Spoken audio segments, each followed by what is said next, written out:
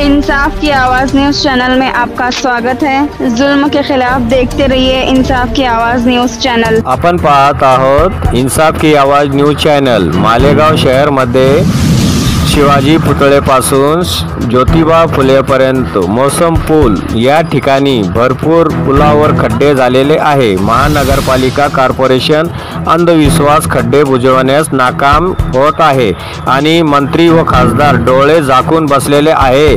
अजून काम दुरुस्त होत का नाही? खास रिपोर्टर मुस्ताक शेख, मालेगाव।